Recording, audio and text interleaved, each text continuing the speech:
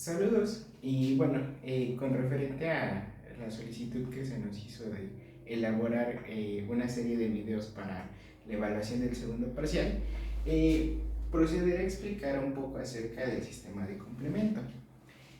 Bueno, ¿qué es lo que podemos decir a grandes rasgos del complemento? El complemento tiene una importancia muy importante dentro de la inmunidad innata de nuestro organismo. ¿Por qué? Porque funciona como proteínas de defensa innata, de las cuales estas van a comprender la inmunidad humoral. Otro aspecto clave es que las proteínas del sistema de complemento van a ser sintetizadas en el hígado.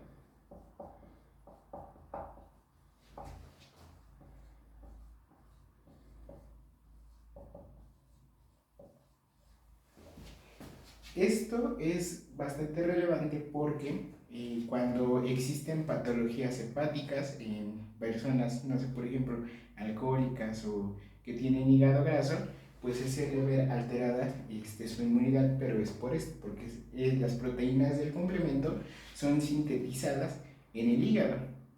Y también debemos de analizar que tienen un componente muy importante que es su componente anafilactoide.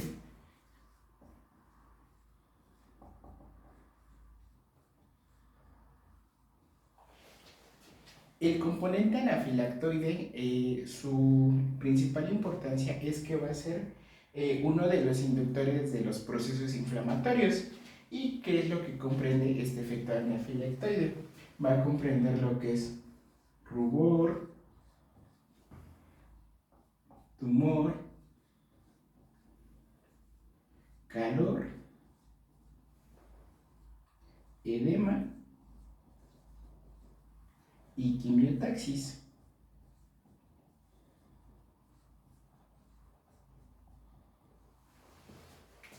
Bueno, esto es a grandes rasgos de lo que podemos hablar del complemento, pero hablando de manera más específica, el proceso de desarrollo de un complejo de ataque a la membrana, que es el producto final que obtenemos cuando se interactúan todas las proteínas involucradas en el sistema complemento, requiere de un entendimiento más profundo de sus interacciones bioquímicas. Entonces, a partir de este razonamiento, los investigadores han descrito diversas formas de cómo se activa el complemento. Han descrito la vía clásica, han descrito la vía de las lectinas y han descrito la vía alternativa.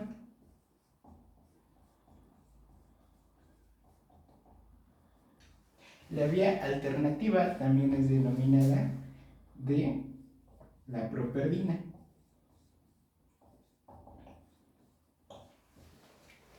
Bueno, desde este punto funcional procederé a explicar cada una, paso por paso. Entonces, primero comenzaré con la clásica, después abordaré la vía de las lectinas y posteriormente abordaré la vía alternativa o de properdinas.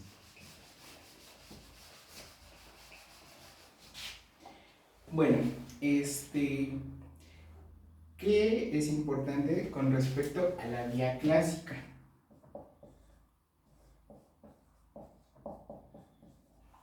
Tenemos que la vía clásica del complemento va a comenzar cuando nosotros tenemos un microorganismo, dígase bacteria, virus, hongo o parásito, o incluso se ha llegado a mencionar que células cancerígenas son capaces de activar el complemento, pero bueno, esos estudios no son muy contundentes.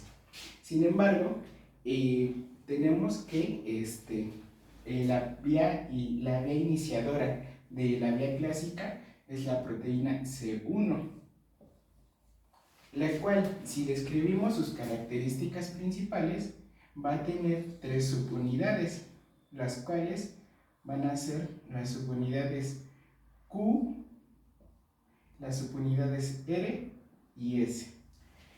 Las subunidades R y S van a tener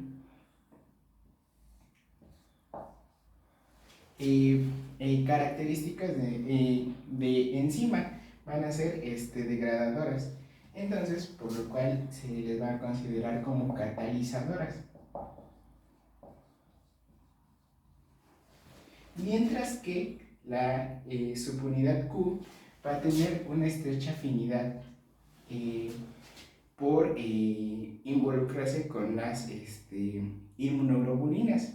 Ya habíamos revisado en un video anterior de cómo es la estructura de una inmunoglobulina, la cual tiene dos cadenas pesadas y dos cadenas ligeras. Y en un sitio específico de la cadena ligera se presenta un sitio de unión para C1.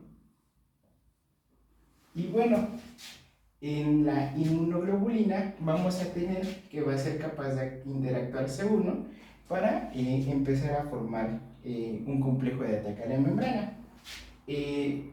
Entonces, pues teniendo esto ya claro, podemos comenzar a mencionar cómo es que procede la activación del complemento. Una vez que C1 se une hacia una inmunoglobulina G, pueden ser del tipo IgM, en la cual solamente se va a necesitar una IgM, o se puede unir a dos inmunoglobulinas de tipo IgG, en las cuales van a ser necesarias dos inmunoglobulinas que estén involucradas con un patógeno. Una vez que se estableció esta relación de que se une una inmunoglobulina con C1 con este determinado número de inmunoglobulinas, vamos a tener que van a comenzar a suceder la serie de reacciones que voy a describir. Cuando C1 es activado, comienza a tener su actividad como proteínas catalizadoras. Entonces, ¿qué es lo que va a suceder aquí? En este caso, vamos a tener que va a llegar C4 y vamos a obtener como un subproducto C4A. Y entonces comenzamos a obtener una subfase de proteína, la cual va a ser C1 4B. Prosiguiendo con esta cadena de reacciones, a esto se le va a unir C2. C2 tiene una característica especial, que al momento de dividirse no va a dejar el fragmento B, sino va a dejar el fragmento A. Por lo tanto, vamos a obtener como un subproducto C2B.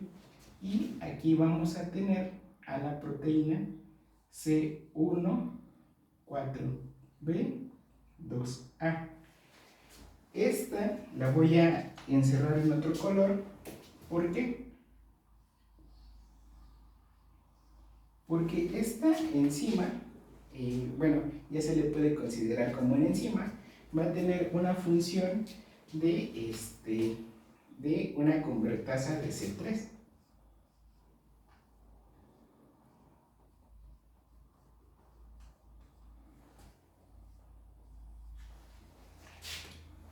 Y bueno, como su nombre lo indica, va a ser capaz de interaccionar con C3, degradándolo, vamos a obtener un C3B. No, C3A. Y vamos a obtener como otro subproducto C1, 4B, 2A, 3B. En este punto vamos a obtener esta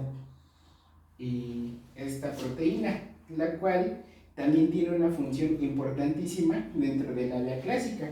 ¿Por qué? Porque a esta proteína va a ser capaz de interaccionar con C5. Entonces, como es capaz de interaccionar con C5, se le denomina como una convertasa de C5.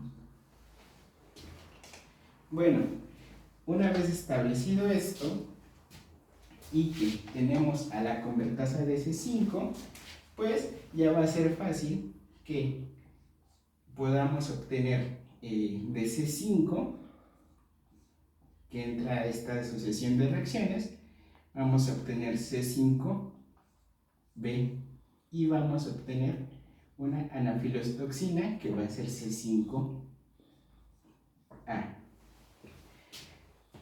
Pongamos especial atención en C5B, porque C5B va a ser la fuente de la formación de un complejo hidrofóbico, el cual, pues, C5B va a comenzar a formar el complejo de ataque a la membrana. Esto mediante la unión de proteínas denominadas como C6, C7, C8 y C9.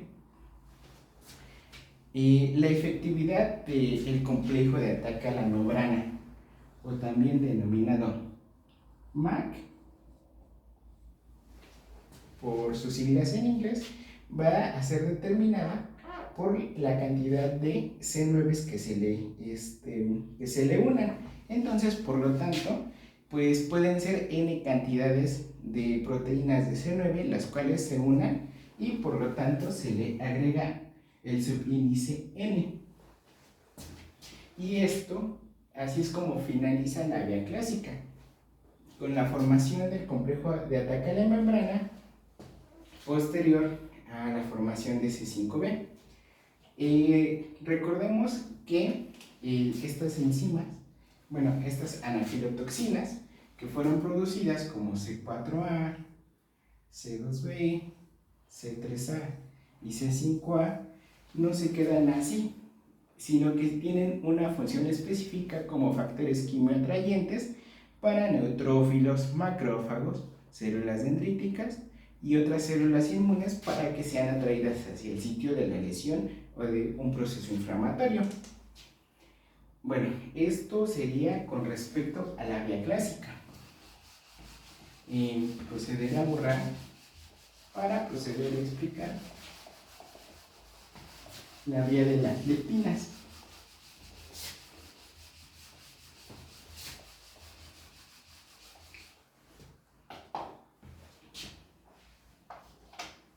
En el caso de la vía de las leptinas,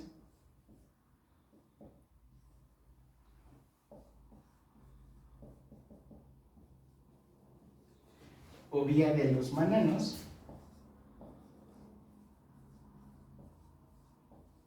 ocurre algo muy especial, que pues nosotros en nuestra constitución fisiológica e histológica no poseemos manosa como tal, sino que es un componente estructural de la pared celular de microorganismos bacterianos.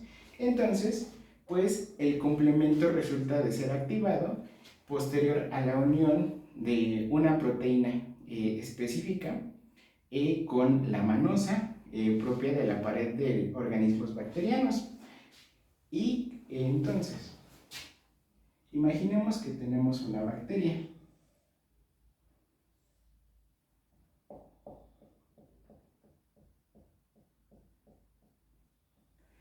La cual va a poseer en su estructura manosa.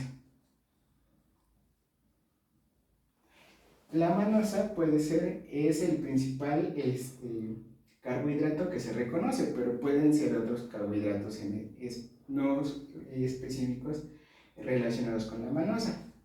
Y esto es cómo se ha proporcionado el ejemplo. Entonces, a esto vamos a tener en nuestro organismo unas proteínas que se van a denominar proteínas de unión amanosa o MBL. Estas proteínas de unión amanosa van a interaccionar y van a generar que se atraigan otras dos proteínas que van a ser las proteínas más 1 y también la proteína más 2. Todo esto nos va a dar como resultado la formación de una estructura proteica denominada complejo de Mananos o Mananos Complex por sus siglas en inglés. Y una vez que se ha formado esta estructura del complejo de Mananos, se va a proceder a interactuar con las proteínas de la cascada del complemento. ¿Y esto cómo ocurre? Bueno, una vez que tenemos el complejo de Mananos, MC, vamos a tener que va a ser capaz de interactuar con C4 y lo va a degradar. Vamos a obtener C4A y vamos a obtener la unión del complejo de Mananos con C4B.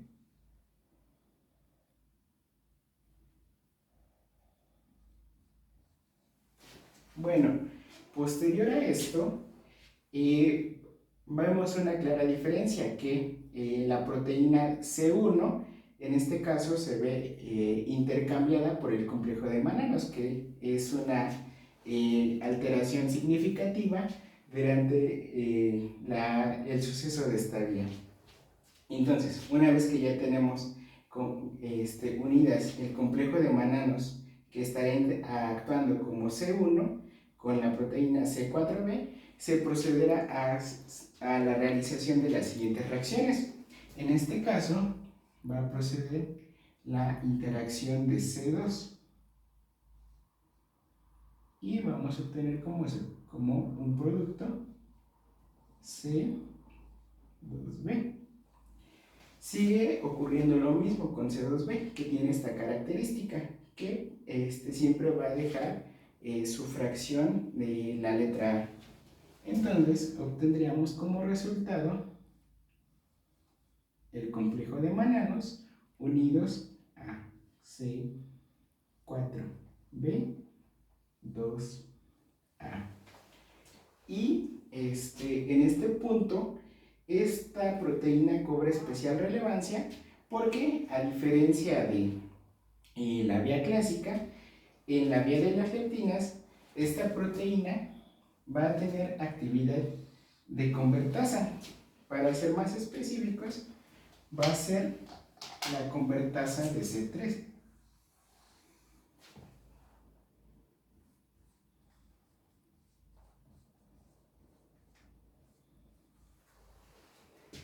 Y bueno, una vez que interacciona con C3, vamos a obtener como resultado la liberación de C3A y la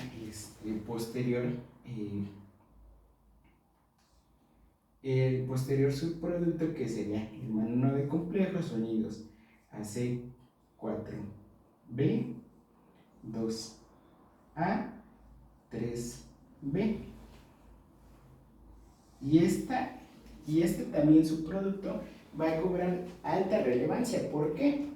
Porque en este caso, como ocurre en la vía anterior, va a actuar como la convertasa de C5.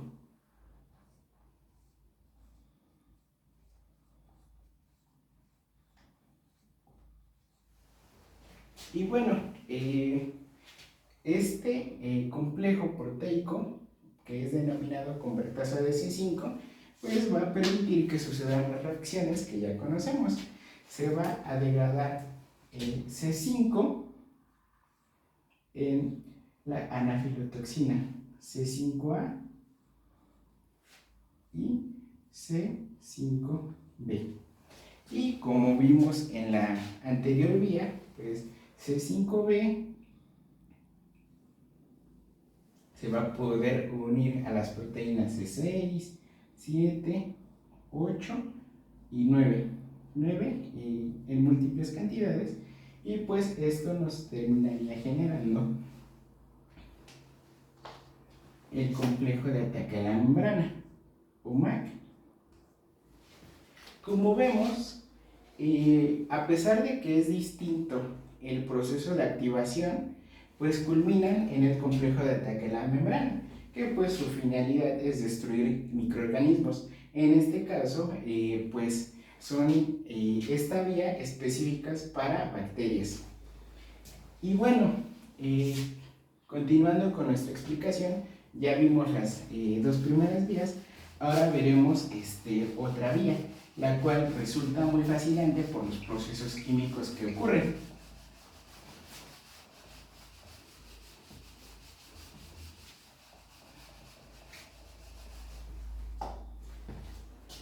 En la vía alternativa o vía de la properdina,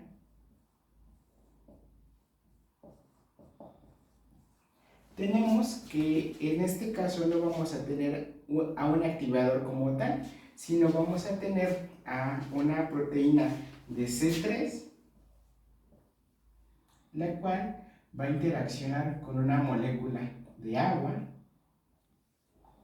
para comenzar toda esta serie de reacciones.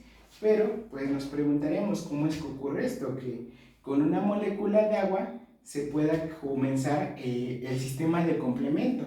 Bueno, a continuación procederé a explicar un poco de cómo ocurre la hidratación de C3 para formar el subproducto C3H2O. Bueno, como nosotros conocemos, la proteína C3 está conformada por dos subunidades, una subunidad alfa y una subunidad beta. La subunidad alfa posee su extremo amino y su extremo carboxilo. Estos y la subunidad beta posee a su extremo amino invertido y su extremo carboxilo de igual manera.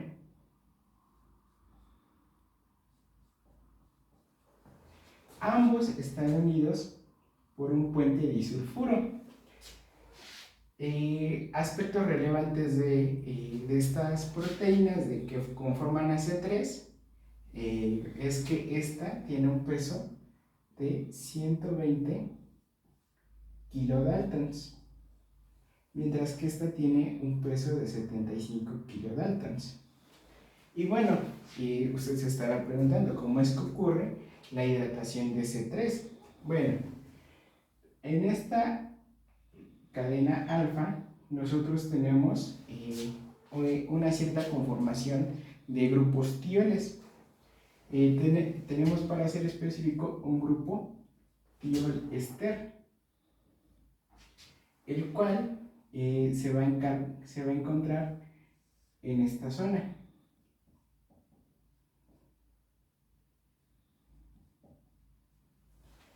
Pero ¿qué es lo que ocurre cuando este grupo tiolester se ve desplazado por una molécula de agua? Bueno, pues este complejo tiolester es eliminado y la molécula de agua se distribuye en su estructura. Aquí se trasloca un ion hidrógeno y aquí se trasloca un ion hidroxilo. y esta alteración genera que la molécula de agua se vea introducida dentro de la propia estructura bioquímica de C3. Entonces, pues ya no tiene su estructura clásica, sino que ahora con este pequeño cambio atómico se ha considerado denominarla como C3 hidratado. Bueno, después de haber hecho esta aclaración, procederé ahora para continuar con esta explicación. Tenemos a nuestro C3 hidratado, pero también tenemos que van a interactuar otras proteínas. En este caso vamos a tener dos proteínas en específico, las cuales van a ser denominados factor B y factor. Estas proteínas cobran una especial relevancia, ¿por qué? Porque a diferencia de las otras vías, estas sirven como coadyuvantes para que C3 pueda completar el proceso de una C3 convertasa. Entonces, ¿qué es lo que ocurre? Bueno, al estar presentes estas dos proteínas, va a ser posible que interactúen con con esta molécula y vamos a obtener como resultado C3 hidratado y interactúan estas moléculas, obtenemos aquí como resultado un subproducto del factor BA y también vamos a obtener una proteína con subproductos de los factores que van a ser denominados como B mayúscula, B minúscula. Y esta va a ser capaz de interaccionar con otra molécula de C3 para que así se le una otra molécula y pues obtengamos junto con estos factores que otra vez vuelven a interaccionar a este nivel y pues bueno, vamos a obtener un C3B que se va a interaccionar con esta molécula y se intercambia el C3 hidratado por un C3B normal, producto de la interacción de esta proteína con un C3 y vamos a obtener como resultado C3A. Pero también recordemos que aquí también están interaccionando los factores B y D, entonces vamos a obtener que se le van a agregar los subproductos BB y esto va a ser capaz de interaccionar con una molécula muy importante. En este campo, cuando se descubrió, se le denominó proteína P o properdina.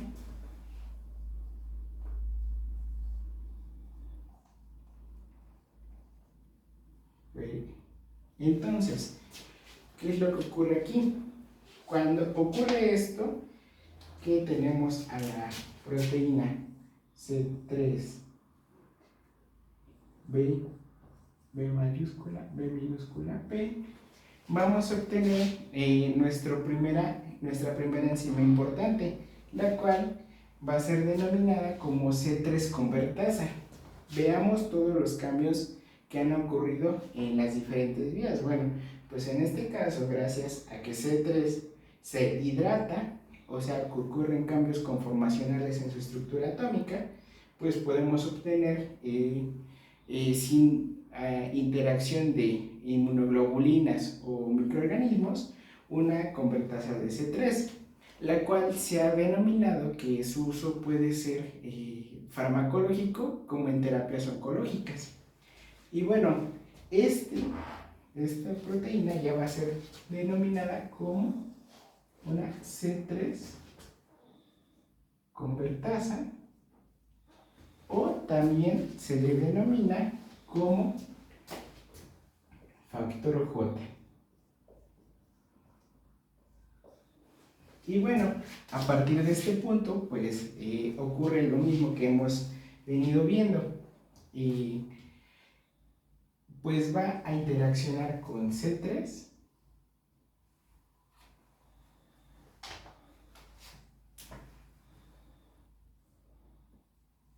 Vamos a obtener C3A.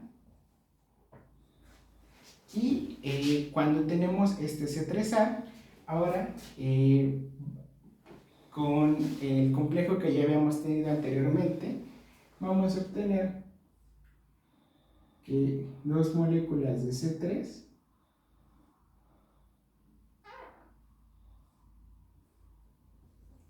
se van a unir junto con este complejo. B, B mayúscula, B minúscula, B, P. Vemos que esto se sigue conservando. Y en este punto vamos a obtener lo que se denomina como C5 convertasa.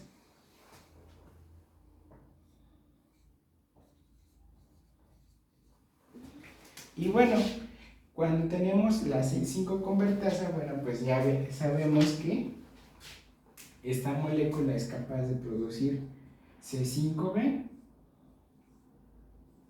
la cual pues se le van a unir proteínas como lo es C6, C7, C8 y N números de C9, lo cual pues va a culminar con la formación del complejo de ataque a la membrana. Y pues así va a ocasionar la lisis de distintos patógenos o agentes nocivos hacia nuestro cuerpo. Bueno, esto con respecto a las vías, pero pues esto tiene que tener una regulación, ¿no? Sí, y eso es muy importante. ¿Por qué? Porque dentro de las vías de la regulación, nuestro organismo se ha encargado de generar pues, factores que inhiban el complemento. ¿Por qué? Porque si esto se descontrola, pues puede causar efectos graves. Como por ejemplo, existe una enfermedad hereditaria, el cual se denomina angioedema hereditario, el cual es debido a que no tenemos un inhibidor de C1.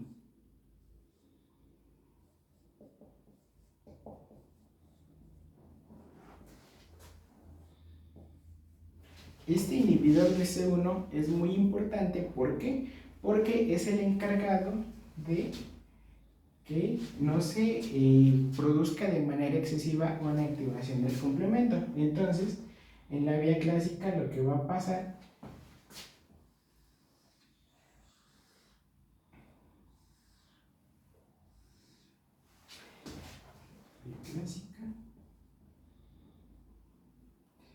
vía de las leptinas y vía de las properdinas. Si hacemos una analogía, la vía clásica comienza con C1. Bueno, pues el inhibidor de C1 estaría actuando a este nivel, inhibiendo que se sobreexprese la vía clásica.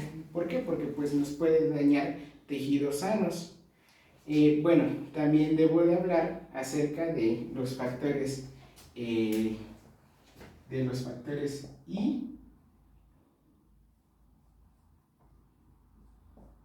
y el factor H, los cuales el factor I, al combinarse con un inhibidor de C4, también puede detener la vía clásica y que no interaccione C4 y que no siga el curso de la vía clásica. Entonces aquí C4 podría detenerse el sistema de complemento, pero también vamos a tener las proteínas aceleradoras de la degradación de las convertasas, las cuales pues van a interactuar a estos niveles donde ya tenemos todas las convertasas. Por ejemplo, a estos niveles tenemos las convertasas de C3 o a estos niveles tenemos las convertasas de C5. Entonces, por sus abreviaciones, el factor acelerador de la degradación, o DA,